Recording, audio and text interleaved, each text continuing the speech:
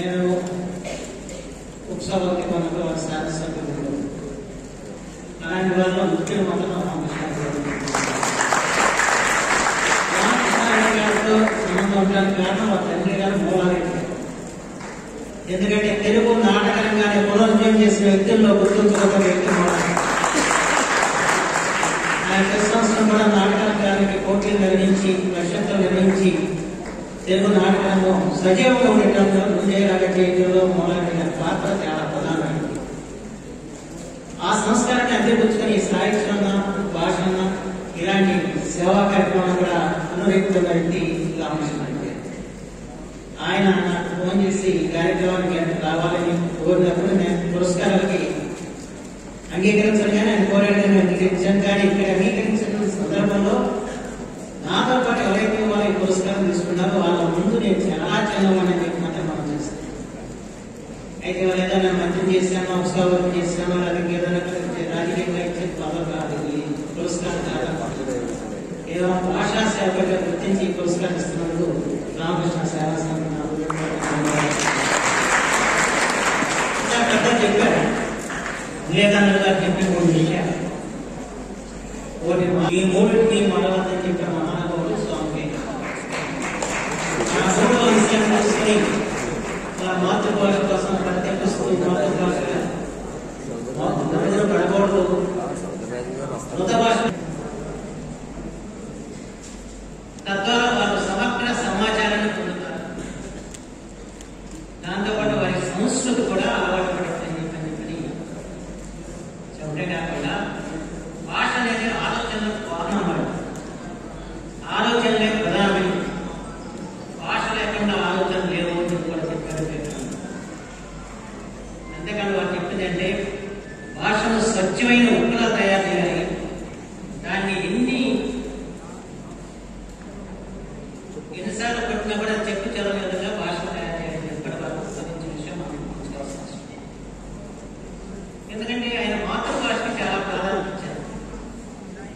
అట్లా ఇతర భాషలు వ్యతిరేకించడం. ఇంగ్లీష్ అంటే ఆధునిక భాష. ఆధునిక విజ్ఞానాన్ని తెలుసుకోవడానికి ఇంగ్లీష్ కావాలి. అలాగే మన ప్రాచీన భారతీయ విజ్ఞానాన్ని తెలుసుకోవాలంటే సంస్కృతం కావాలి. వాటిని కూడా మీరు నేర్చుకోండి. ఆయన అన్ని ఇప్పుడు మాతృభాష నేర్చుకున్న తర్వాత వాటిని నేర్చుకోండి చెప్పాడు స్వామి. ఆయన చికాగోలో వారి ప్రసంగం ఎంత మహత్తరమైందో మీ అందరికీ తెలిసిన విషయం. నేను చికాగో ఎన్నిసార్లు వెళ్ళినా కూడా స్వామి వివేకానంద ప్రసంగించిన సమావేశ మందిరాలను సందర్శించి అక్కడికి వెళ్తేనే ఒక స్ఫూర్తి. ఆ వీధి కూడా వివేకానంద పేరు పెట్టారు. వివేకానంద స్ట్రీట్. అది ఆర్ట్ గ్యాలరీ ఉంటుంది. వాళ్ళ ఆర్ట్ గ్యాలరీలో ఈ వివేకానందుడు మాట్లాడిన ఒక సభా మందిరం ఉంది. అది కేవలం అక్కడ రాసి ఉంటుంది వివేకానంద సభా మందిరాన్ని మనం వెళ్ళినప్పుడు చూస్తానికి అవకాశం కల్పించాలి.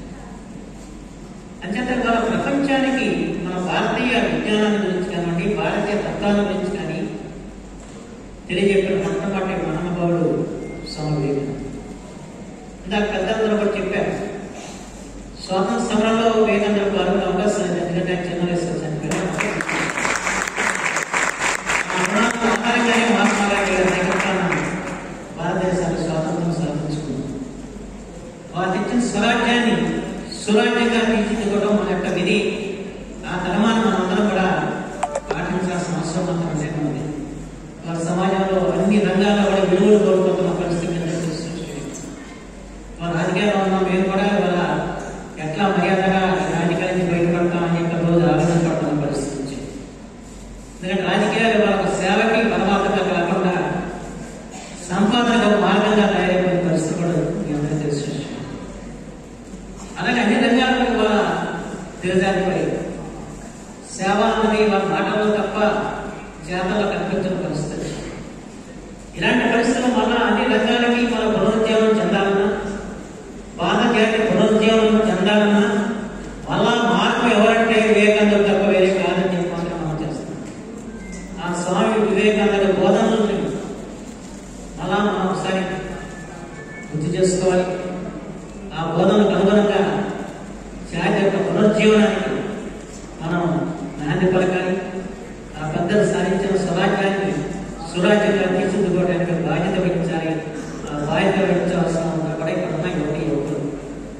అంచేత మీరందరూ కూడా నేను మరోసారి మనం చేసిందంటే స్వామి వివేకానంద యొక్క సమగ్ర సాహిత్యాన్ని అధ్యయనం చేయండి, దాని నుంచి స్ఫూర్తిని పొందండి, తద్వారా జాతికి మార్గదర్శకంగా నిలవడానికి మాత్రం సందర్భం అందరికీ మనం చేసుకుంటూ ఈరోజు అధ్యక్షులకి కార్యనిర్వాహకులకి అందరూ కూడా పేరు పేరున నేను కృతజ్ఞత చేసుకుంటూ, అలాగే మిత్రుడు శ్రీ రామకృష్ణారెడ్డి గారి అందరూ ధన్యవాదాలు తెలియజేసుకుంటూ సెలవు తీసుకున్నాను.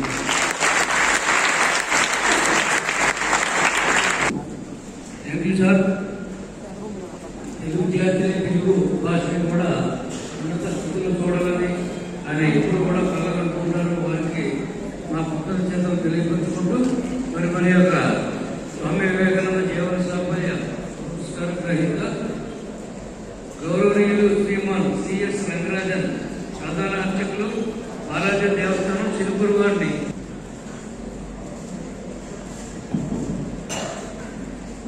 నిత్యమచ్యుతపదాంబుజయుగ్మరుగ్మ వ్యామోహనస్తనితరాణి తృణాయమేనే అస్మద్గురోః భగవతోస్య దయైకసిన్ధోః రామానుజస్య చరణౌ శరణం ప్రపద్యే. శిలాయామేకస్యాం జలనిధి భువా కశ్యప భువా విలాసం సంతన్వన్ వినత శివ సంపూరిత పదః జలాధారం ప్రదసే. बोलो चिलकूर बालाजी भगवान की जय, भारत माता की जय, विवेकानंद महाराज की जय. వల్ల నాకంటే ముందు గొప్ప వక్తలు ప్రసంగించినారు. వారి ప్రసంగానికి నేను కేవలం వంట చేసేవాడు పోపు వేసినట్టు, ఎందుకంటే పోపు వేయడం చాలా చిన్నది కార్యక్రమం, వంట చేయడం పెద్దది.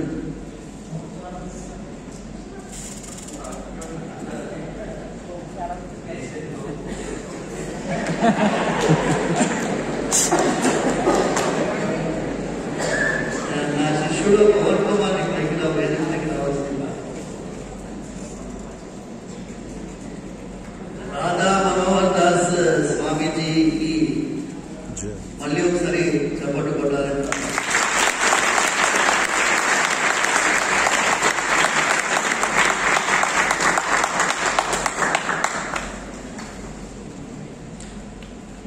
లక్ష్మీనారాయణ గారి ప్రసంగం ఎన్నోసార్లు విన్నాను. ఇవాళ స్ఫూర్తిదాయకమైనటువంటి ప్రసంగానికి ఇంకోసారి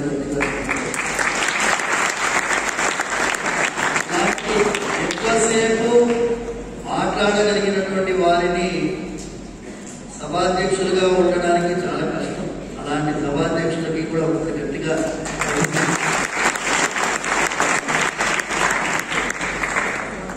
మండలి బుద్ధప్రసాద్ గారు తెలుగు భాష పైన ఉన్నటువంటి అమితమైన ప్రేమ, వ్యామోహం, వాత్సల్యం, తెలుగు భాషని పూర్వ వైభవానికి తీసుకురావాలని చేసినటువంటి తపనకి జోహార్లు. లాంటి ఒక ప్రయత్నానికి పూర్తిగా అభినందిస్తున్నాను. నీటిపారుదల శాఖకి సలహాదారుగా ఉన్నటువంటి కన్నయ్య నాయుడు గారికి, నాతో ఈ పురస్కార గ్రహీతలు అసలు వెనకాల నిలబడ్డ ప్రసాద్ గారు ఎక్కడ ఉన్నారు? ప్రసాద్ గారు చిలుకూరుకి వచ్చి మేము అనపర్తిలో ఉండే రామకృష్ణ సేవా సమితికి ప్రతి ఏడాది మేము వివేకానంద జయంతి ఉత్సవాల సందర్భంగా ఇచ్చేటటువంటి పురస్కారాలు మీరు గ్రహించాలి, దయచేసి రావాలి అంటే కొంచెం మీ అందరి ముందు మీరు కుటుంబ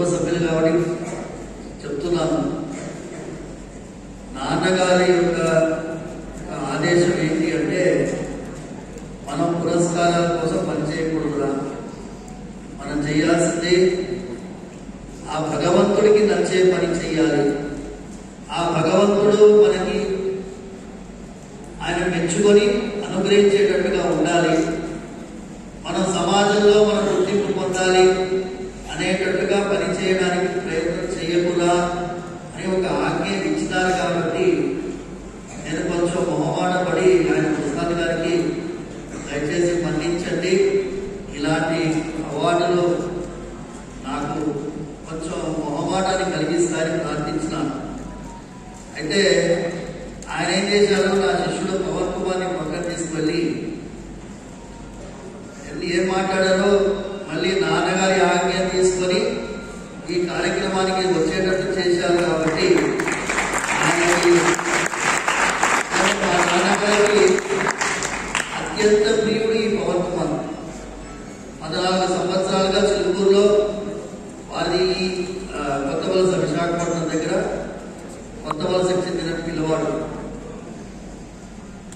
నేను చేసేటటువంటి ప్రతి కార్యక్రమానికి నా వెనకాల ఉన్నటువంటి వాడు. దాదా మనోహర్ దాస్ ప్రభుజీ ఏప్రిల్ 18వ తారీఖు 2018వ సంవత్సరంలో నివారణ ఉత్సవం నేను చేసినప్పుడు ఒక నిమ్న జాతికి చెందినటువంటి భక్తుడిని, భగవద్ రామానుజ సాంప్రదాయానికి చెందినటువంటి వాళ్ళ మేము ఆ ఆళ్వార్లలో ఒక ఆళ్వారు అయినటువంటి వారు, ఆ ఆళ్వార్ల యొక్క వైభవాన్ని సమాజానికి మళ్ళీ పునశ్చ చూపించాలనే సంకల్పం చేసినప్పుడు ఆ కార్యక్రమానికి ఎలా ముందుకు తీసుకెళ్లాలని రూపకల్పన చేసినటువంటి వాడు పవన్ కుమార్.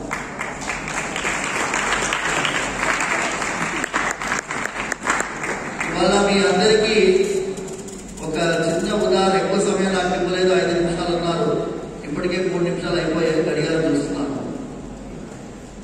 ఒక చిన్న ఉదాహరణ మీకు ఇస్తాను. మీరందరూ మీకు మీరుగా ఆలోచించుకోండి. ఒక గదిలో ప్రవేశించారు, గదిలో వెలుతురు లేదు, గాఢాంధకారం ఉన్నది, కాళ్ళ కింద ఏదో ఒక కదులుతున్న వస్తువు, దాన్ని మీరు తొక్కారు. తొక్కిన వెంటనే అది ఇంకా కదలడం మొదలుపెట్టింది. మీకు అది పామా తాడా తెలియదు, పామో ఏమో భయం వేస్తున్నది, కదులుతున్నది, కాలు పెట్టారు. వెంటనే వెలుతురు వచ్చింది. వెలుతురు రాగానే అది చూసి తాడు. ఇప్పుడు మీ భయం ఎక్కడ పోయింది?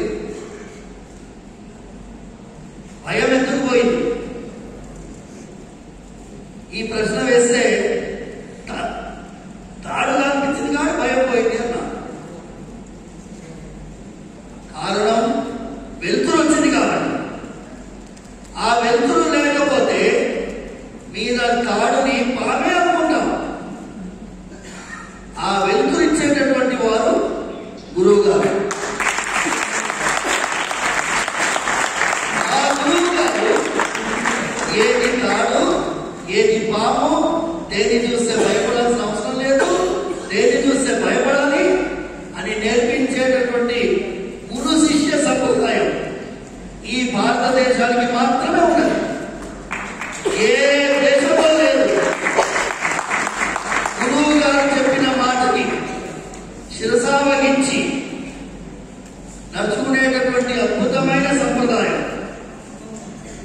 అందుకోసమే ప్రారంభమే మీరందరూ గురు బ్రహ్మ గురు విష్ణు గురుదేవో మహేశ్వర ప్రార్థిస్తారు. అలాంటి అద్భుతమైన సంప్రదాయం మనం. ఆ గురు శిష్య సంప్రదాయంలో మీకు ఇంకొక చిన్న ఉదాహరణ ఇస్తాను. ఇవాళ రోజు మనకి సాఫ్ట్వేర్ రంగంలో ఏంటి చాలా పాపులర్ గా ఉంది చెప్పండి.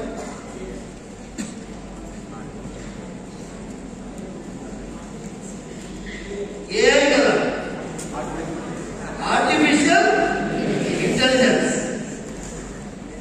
We are going behind artificial intelligence, not going behind Vivekananda. వివేకం అనేది ఆనందాన్ని పంచేటట్టుగా ఉండాలి. ఆర్టిఫిషియల్ ఇంటెలిజెన్స్ ఎందుకు? కంప్యూటర్లు నడిపించుకోవడానికి నెక్స్ట్ జనరేషన్ అదే అన్నారు.